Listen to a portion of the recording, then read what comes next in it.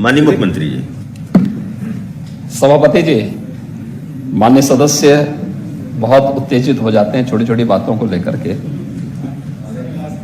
मत्स्य संपदा योजना के अंतर्गत मछुआ समुदाय से जुड़ी भी जितनी भी उपजातियां हैं, उन सब के कल्याण के लिए केंद्र और राज्य दोनों सरकारें पूरी संवेदनशीलता के साथ, पूरी ईमानदारी के साथ और पूरी प्रतिबद्धता के साथ कार्य कर रही हैं।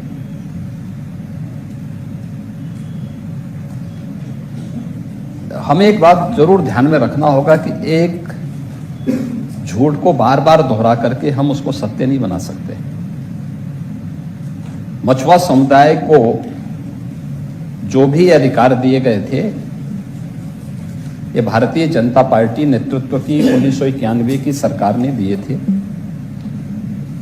बाद में हो सकता है कुछ सरकारों ने इसमें कुछ संशोधन किया हो, लेकिन शुरुआत वहां से हुई थी।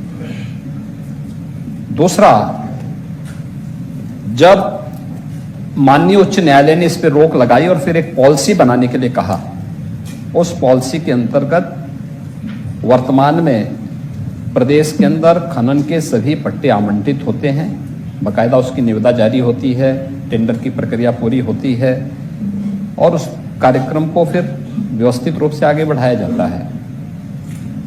माननीय न्यायालय हो या फिर एनजीटी हो, ये समय समय पर पर्यावरण और नदियों की अविरलता को ध्यान में रख करके जो भी आदेश पारित करते हैं, उन न्यायिक आदेशों का पालन करना भी सरकार की जिम्मेदारी होती है।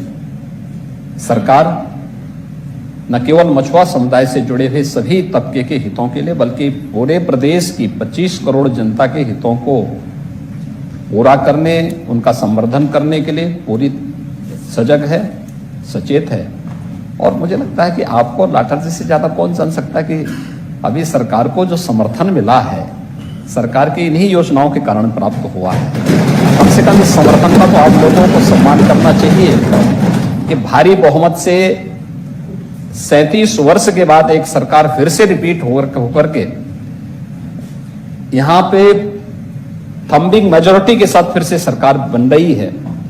5 साल धमाकेदार तरीके से काम किया है और फिर से रिपीट होकर के हम लोग आ रहे हैं। जन समर्थन कैसे अच्छा उदाहरण और क्या हो सकता है? इसलिए आपको कम से कम उस जन समर्थन का सम्मान करना चाहिए और सही तथ्यों को सदन में रखना चाहिए। दिन भर की खबरों से अपडेट रहने के लिए निजामी न्यूज हिंदी चैनल को सब्सक्राइब कर घंटी के बटन को दबाकर ऑल नोटिफिकेशन को ऑन कर लें, ताकि दिन भर की खबरें आप तक पहुंचे सबसे पहले।